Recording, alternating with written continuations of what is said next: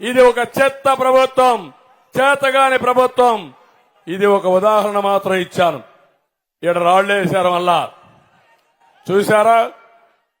వస్తా దానికి కూడా వస్తారు. మిమ్మల్ని వదిలిపెట్టరు ప్రజలు, తరిమి కొడతారు. రేపటి నుంచి మిమ్మల్ని అందరినీ గంజాయి బ్యాచ్, బ్లేడ్ బ్యాచ్ ఇక్కడ కూడా వచ్చింది. పోలీసులు ఏం చేస్తానో అది లేదు. నిన్న కూడా ఆ డ్రామాకు కూడా వస్తా. విజయవాడలో జరిగిన డ్రామాకు కూడా వస్తాం. మీరు ఇలాంటి చిల్లర పనులు చేస్తే, చిల్లర మూకగాని చేస్తే, ప్రజలు తిరగబడితే మీ బట్టలిప్పి తరిమి కొడతారు. బీ కేర్ఫుల్ అని హెచ్చరిస్తున్నా. Jaganmohan Reddy control your. ఈ జే గ్యాంగ్ ఒకటి ఉంది వాళ్లకు. దొరికాడా?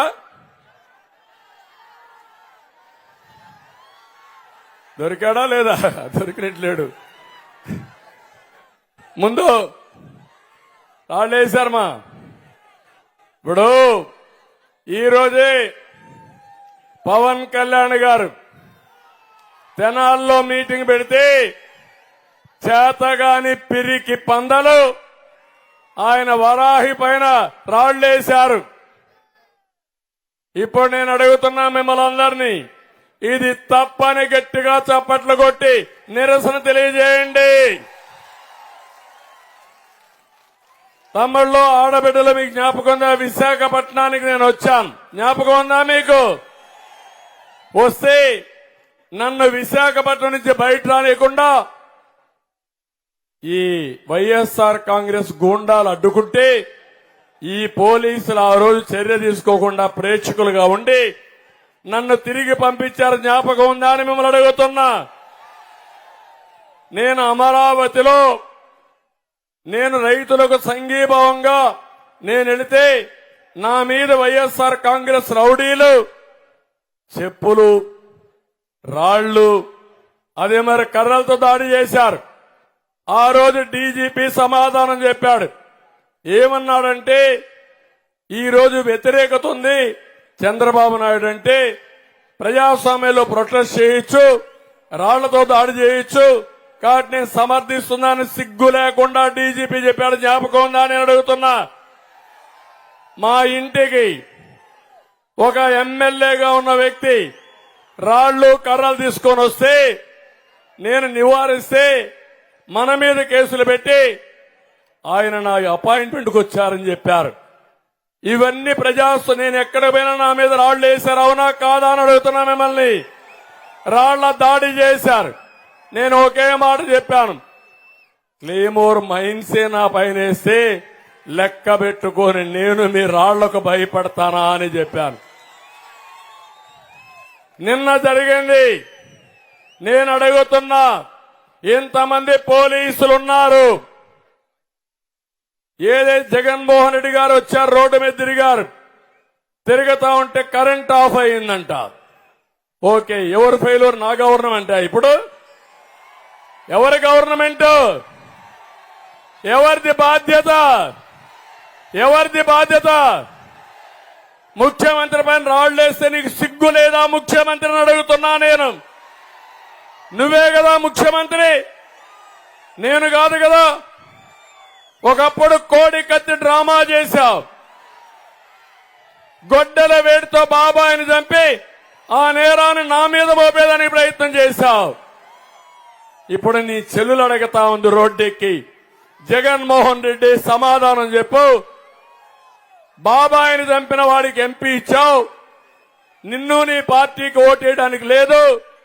వైఎస్ఆర్ కాంగ్రెస్ పార్టీ పూర్తిగా రక్తపు మరకలో కూరకపోయిందని నీ చెల్లులు అడిగితే సమాధానం చెప్పలేని అసమర్థుడు నాకు నేరాలు అంటగడతావా నువ్వు? నేను నేరాలు చెయ్యను. నేరాలు చేసేవాడిని తుంగలోనే దొక్కేస్తాను. ఎవరిని వదిలిపెట్టను. ఇన్ని రోజులు నా పైన దాడులు చేశారు, పవన్ కళ్యాణ్ పైన దాడులు చేశారు. ఇదే విశాఖపట్నంలో పవన్ కళ్యాణ్ గారు ఎయిర్పోర్ట్ లో దిగితే నేరుగా ఆయన పోనీయకుండా చేస్తే, కారులో నిలబడుకోనీయకుండా చేస్తే, కారులో కూర్చునబెట్టి హోటల్కి వెళితే హోటల్ నుంచి 24 గంటల్లో ఇమ్మీడియట్ గా మీరు వదిలిపెట్టి విశాఖపట్నం వదిలిపెట్టి పోవాలని ఈ పోలీసులు హుకుం జారీ చేస్తారు. ఉన్మాది జగన్మోహన్ రెడ్డి చెప్పాడని నేను అడుగుతున్నా. మీ తాత జాగీరా ఈ విశాఖపట్నం అని అడుగుతున్నా. విశాఖపట్నం మనం అందరి అవునా కాదా అని మిమ్మల్ని అడుగుతున్నా. అలాంటిది నెక్స్ట్ డే విజయవాడకు వస్తే నేను పోయి చెప్పాను, పవన్ కళ్యాణ్ గారు భయపడద్దండి, మనం అందరం అండగా ఉందాం, పోరాడదాం, తాడో పేడో తేల్చుకుందాం, భయపడితే మనం చేయగలిగింది ఏమి లేదంటే, నన్ను అరెస్ట్ చేసినప్పుడు మొట్టమొదటిసారి స్పందించిన వ్యక్తి పవన్ కళ్యాణ్ గారు అని చెప్పి నేను మీకు తెలియజేస్తున్నా. ఈ రోజు పోలీసులకు కూడా ఇష్టం లేదు, మనసు చంపుకొని తప్పుడు పనులు చేశారు, చేయించారు. ఈ రోజు నేను చూశాను 2 సంఘటనలు. నిన్న ముఖ్యమంత్రి పైన దాడి చేస్తే రాయి పడితే అది కూడా చీకట్లో గులకరాయి. అర్థమైన తమ్ముడు, చీకట్లో గులకరాయి. ఇప్పుడు పడింది ఎలుగులో రాయి. అవునా కాదా? అవునంటే చెప్పండి మీరందరూ. అంటే కరెంటు ముఖ్యమంత్రి పోతా ఉంటే కరెంటు ఉండదా? ఏంటి డ్రామా? ఎవడికి నేర్పిస్తావు డ్రామా? 14 ఏళ్లు ముఖ్యమంత్రిగా చేశా. నువ్వు పేగు లెక్కేస్తే, ఆవులిస్తే నీ పేగులు లెక్కేస్తా నేను. నాకు రాజకీయాలు నేర్పిస్తావా జగన్మోహన్ రెడ్డి? నీకు ప్రజలు రావడం లేదు, రారు. నువ్వంటే అసహించుకుంటున్నారు.